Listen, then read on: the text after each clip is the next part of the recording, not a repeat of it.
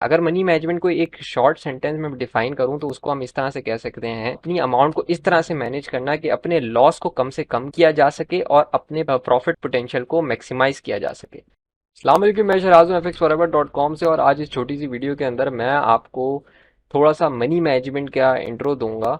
यानी money management forex में किस तरह से की जाती है और मनी मैनेजमेंट बेसिकली है क्या। सबसे इंपॉर्टेंट चीज़ क्या आ जाती है मनी मैनेजमेंट के अंदर, वो आ जाती है कि भाई आप कब मार्केट के अंदर जब एंट्री ले रहे हैं, मिसाल के तौर पे वो एक गोल्ड का पेयर है, तो आप प्रॉपर कब इंटर हो रहे हैं मार्केट में और क्या आपकी एग्जिट एंट्री है, कितना आप उसके ऊपर रिस्क ले रहे हैं। तो इन सारी चीज़ों को अगर हम सम अप करें तो इस तरह से कह सकते हैं कि अगर मैं किसी गोल्ड पेयर के ऊपर ट्रेड लेता हूं तो उसके ऊपर मैंने किस प्राइस पे एंट्री ली, क्या मेरी जो है वो एग्जिट प्राइस है, यानी मैंने कब ट्रेड क्लोज करनी है, कितनी प्राइस में मार्केट जाए तो मैंने ट्रेड को क्लोज कर देना है कि वो मेरे फेवर में है। रिस्क रिस्क का मतलब है कि हम मैं अपनी जो जो मेरा बैलेंस है उसमें मैं कितना रिस्क लेके उस पेयर के ऊपर ट्रेड ले रहा हूँ ताकि उसी हिसाब से मुझे रिटर्न मिले। इसको एक तरह से कह लें कि हम लॉट साइज भी कह सकते हैं कि बेसिकली मैं कितनी लॉट साइज ले रहा हूँ, ट्रेड लेते हुए मैंने क्या लॉट साइज रखी है ताकि उसी हिसाब से मुझे उसका रिटर्न मिले। अच्छा, अब जैसे ही मैंने आपसे पीछे डिस्कस किया था स्टॉप लॉस के बारे में, तो अब यहाँ पे मनी मैनेजमेंट के अंदर स्टॉप लॉस बहुत ही ज़्यादा इम्पोर्टेंट है। अगर आप किसी ट्रेड पे स्टॉप लॉस नहीं लगाते हैं तो उस पे आप काफ़ी बड़ा नुकसान अपना कर सकते हैं उस ट्रेड से।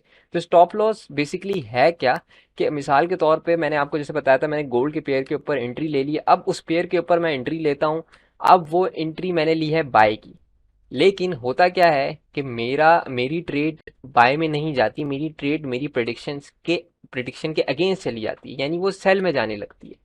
तो मैं अगर अपनी ट्रेड के ऊपर स्टॉप लॉस नहीं लगाऊंगा और मैं अपनी ट्रेड मॉनिटर भी नहीं कर रहा हूँगा, तो वो ट्रेड अगर नीचे जितनी जाती जाएगी उतना मेरा लॉस होता रहेगा। तो हम स्टॉप लॉस लेवल सेट कर देते हैं कि भाई मैं मेरी ट्रेड इस लेवल तक मुझे अगर लॉस होता है तो मैं अपने बैलेंस के हिसाब से इतनी अमाउंट लॉस करना बर्दाश्त कर सकता हूँ, इससे ज़्यादा बर्दाश्त नहीं कर सकता। तो ये एक बहुत ही इंपॉर्टेंट कॉन्सेप्ट है स्टॉप लॉस का, जो हमें हर ट्रेड के ऊपर लगाना बहुत ज़्यादा ज़रूरी है। अब मैं छोटा सा आपको एक डेमो दे देता हूँ किस तरह से बेसिकली जो है वो फॉरेक्स में ट्रेड्स एग्जीक्यूट की जाती हैं। जैसे कि मैं अभी आ जाता हूँ, मेरे सामने जो है ये टर्मिनल खुला हुआ है MT4 का। अब ये एक कोई भी हम रैंडम पेयर उठा लेते हैं। अब ये देखें, जब मैं ट्रेड लेने लगूंगा तो मेरे पास बाय एंड सेल दोनों की जो है वो मौजूद है कि मैं बाय की ट्रेड भी ले सकता हूँ, सेल की ट्रेड भी ले सकता हूँ।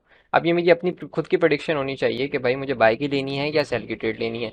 यहाँ मैं अपना स्टॉप लॉस लेवल सेट कर सकता हूँ, जैसे मिसाल के तौर पे मैं कोई भी random stop loss level set कर लेता हूँ। यहाँ पे मैं जो है वो टेक प्रॉफिट अपना सेट करूंगा, और नीचे से मैं अपने बाय या सेल करके मुझे जो भी प्रिडिक्शन होगी उस हिसाब से मैं बाय या सेल की एंट्री लूंगा और मेरी ट्रेड जो है वो एग्जीक्यूट हो जाएगी। तो आज बेसिकली जो है वो सैटरडे दिन है, इसलिए मार्केट क्लोज है, इस वजह से ट्रेड एग्जीक्यूट नहीं हुई है। आखिर में सबसे इंपॉर्टेंट कॉन्सेप्ट है लेवरेज का, कि लेवरेज एक तरह से ट्रेडर को अलाउ करता है कि वो अपने अकाउंट बैलेंस के हिसाब से लार्जर पोजीशंस ले सकता है। यानी आपका बैलेंस $100 है, आप कोई पोजीशन ओपन करना चाहते हैं और वो आपके बैलेंस के हिसाब से इतनी सूटेबल पोजीशन नहीं है वो, यानी एक बड़ी ट्रेड है। तो उसके लिए कुछ अमाउंट जो है वो इस तरह से ब्रोकर आपको एज अ लेवरेज की सूरत में प्रोवाइड कर देता है ताकि वो बड़ी ट्रेड आप अपने अकाउंट पे ले सकें। अब lot size, money management in detail, और इसके अलावा जो है वो stop loss, take profit, pending orders, ये सारी चीज़ें क्या होती हैं इसके बारे में हमने डिटेल में वीडियोस बनाई हुई हैं। तो उसका लिंक भी आपको मिल जाएगा, तो वो वीडियोस भी आप लाजमी देखिएगा ताकि आपके each and every concept in detail clear हो जाए, और ट्रेडिंग करने से पहले इन सारी चीज़ों को मद्देनजर रखना बहुत ज़्यादा ज़रूरी है। तो इस वीडियो में इजाज़त चाहूँगा, अपना ख्याल रखिएगा। Thank you fx forever.com।